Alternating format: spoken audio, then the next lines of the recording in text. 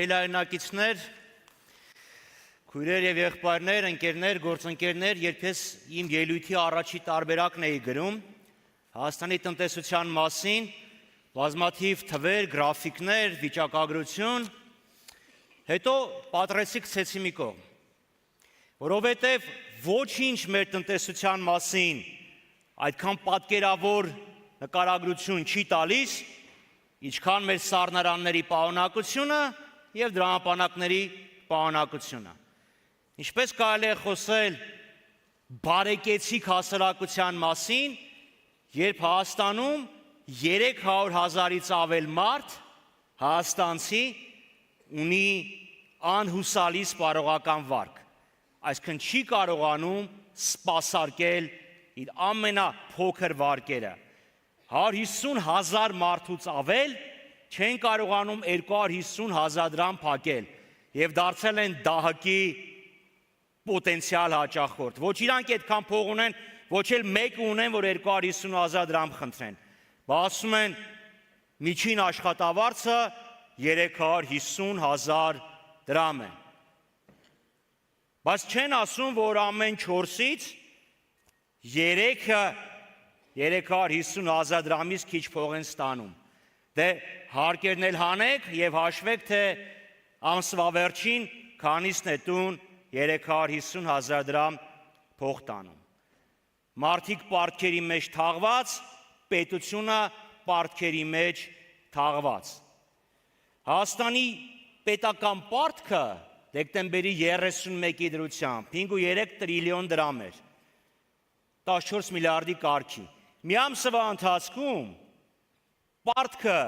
հաջողացել են ավելացնել 40 միլիարդ դրամով, օրական 2.5 միլիարդ դրամ աշխատանքային օրերով հաշվարկած, մեր պարտքը աճում է։ Պատկերացնում եք,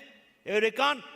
մոտ 6.5 միլիոն դոլարի չափով, ինչի վրա գնում այդ պարտքը։ Անորակ ասֆալտի վրա, մի հատ նորմալ ձմեռ արեց, այդ ասֆալտը քշեց տարավ։ Մարդիկ պարտքերի մեջ, պետությունը պարտքերի մեջ։ Գիտեք մեր տնտեսության ամենամեծ ճյուղը որն է։ Մանրածախ, մեծածախ առևտուր, մեքենաների եւ մոտոցիկլերի վերանորոգում։ Դե պարզ է, որ ճանապարհները էս լինեն, օրը մեջ պետքա տանես մեքենան սարքելու, բայց խոստանում էին նորարարական, բարձր տեխնոլոգիական պետություն, բարձր տեխնոլոգիաներ, մեքենաների վերանորոգում։ Սիրելիներ, որպեսզի երկիրը չթաղվի պարտքերի մեջ, իսկ մարդիկ ապրեն բարեկեցիկ կյանքով, անհրաժեշտ է ժամանակի պահանջներին համապատասխանող, համաշխարհային միտումներին համահունչ զարգացող տնտեսություն, ինչ լուծումներ ենք առաջարկում մենք։ Հիմնականում 3 ուղղությամբ տնտեսության եւ բիզնեսի համար բարվոք միջավայր, թիրախային աջակցություն հայրենական արտադրողին եւ ազգային հարստության արդար բաշխում։ Ես թեզերի մակարդակով կներկայացնեմ այն 12 կետերը, որոնց շուրջ կառուցվելու է տնտեսական քաղաքականությունը։ Կառավարության տնտեսական քաղաքականությունը միտված է լինելու Հայաստանի մրցունակության բարձրացմանը, Հայաստանը իրապես բարձր տեխնոլոգիական արդյունաբերական երկիր դարձնելուն։ Արտադրված է Հայաստանում մակնշումը հոմանիշ է լինելու տեխնոլոգիական առաջընթացի։ Արդյունաբերությունը կազմելու է մեր համախառն ներքին արդյունքի 25%-ը։ Հայաստանը համաշխարհային տնտեսության մաս է կազմելու, այլ ոչ թե իմպորտի եւ ռեէքսպորտի, Ռուսաստանից ոսկին ստանա, արտահանի Արաբական Էմիրատներ։ Մենք ինտեգրվելու ենք համաշխարհային արժեշղթաներին, արտադրելով մրցունակ ապրանքներ եւ մատուցելով բարձրորակ ծառայություններ։ Ներդրվելու են բարձր տեխնոլոգիական ստարտափերի եւ գիտահետազոտական նախագծերի ֆինանսավորման եւ պետական աջակցության մեխանիզմներ։ Ստեղծելու ենք նախապայմաններ, որ բանկերը եւ կենսաթոշակային ֆոնդերը ֆինանսավորեն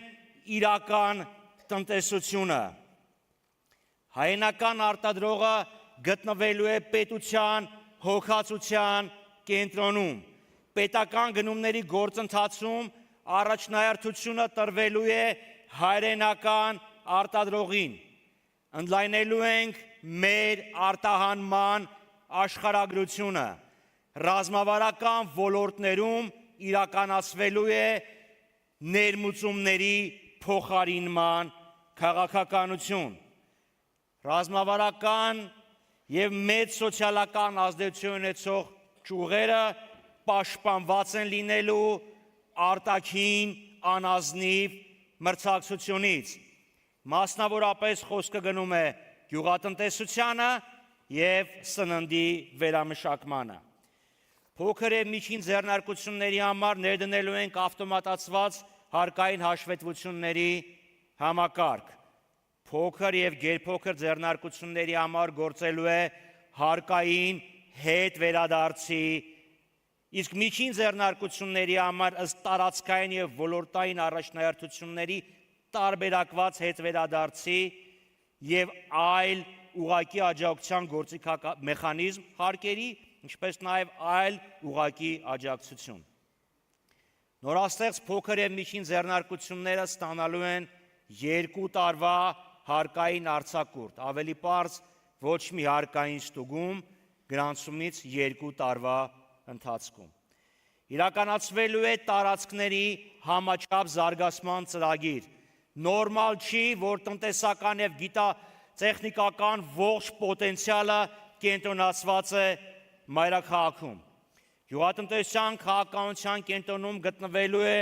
գյուղացիական տնտեսությունների եկամտաբերության բարձրացումը, երկրի պարենային անվտանգության ավելացումը եւ գյուղական կենսակերպի որակական բարելավումը։ Գյուղատնտեսությունը կազմելու է մեր տնտեսության առնվազն 15%-ը, մասնավորապես շեշտը դրվելու է բարձրարժեք գյուղատնտեսության վրա։ Վերանայվելու է եկամտային հարկի գանձման ներկա համակարգը, վերադառնալու ենք պրոգրեսիվ համակարգին, շատից շատ, քչից քիչ։ Խրախուսվելու է աշխատատեղերի ստեղծումը, տարեկան 30-ից 45 հազար կայուն աշխատատեղերով կնվազեցնենք գործազրկությունը։ Հայաստանում աշխատող աղքատներ չպետք է լինեն։ Աշխատանքը պետք է հպարտության եւ բարեկեցության գրավական լինի։ Մենք բարձրացնելու ենք նվազագույն աշխատավարձը, այն հավասարեցնելով կենսապահովման նվազագույն զամբյուղին։ Բազային կենսաթոշակը բարձրանալու է 50%-ով եւ ամեն տարի ինդեքսավորվելու է։ Գյուղատնտեսության բնագավառում աշխատող մեր քաղաքացիների աշխատանքը հաշվարկվելու է որպես աշխատանքային ստաժ։ Սելայնակեսներ, այս 12 կետերը, որ ես ներկայացրեցի, թեզեր են։ Իհարկե մենք լուծումներ ունենք երիտասարդ ընտանիքների համար, իրենց առաջին քայլերը բիզնեսի բնագավառում կատարողների համար, ինքնազբաղների համար, հաշմանդամություն ունեցողների համար։ Այդ ամեն ինչը մենք կներկայացնենք գալիք սպասվող թեժ շաբաթների ընթացքում։ Մենք վստահ ենք, որ մեր առաջարկող տնտեսական լուծումները կապահովեն տնտեսության թռիչքաձև աճ եւ մեր հայրենակիցների բարեկեցիկ կյանքը։ Միասին մենք դա կարող ենք անել։ Եվ միասին կարող ենք ուղղակի կարգախոս չէ։ Դա մեր 26 թվականի ընտրարշավի հիմքն է։ Մեր նախընտրական ծրագիրը կգրենք միասին եւ այդ իսկ պատճառով յուրաքանչյուրի կարծիքը մեր համար շատ կարեւոր է։ Կարող եք ձեր կարծիքները գրել մեր կայքում կամ սկանավորելով QR կոդը, որը շուտով կհայտնվի էկրանին։ Մեզ հետ միասին մասնակցեք շուտով։ Միասին գրենք մեր նախընտրական ծրագիրը։ Շուտով։ Սիրելի այնակիցներ,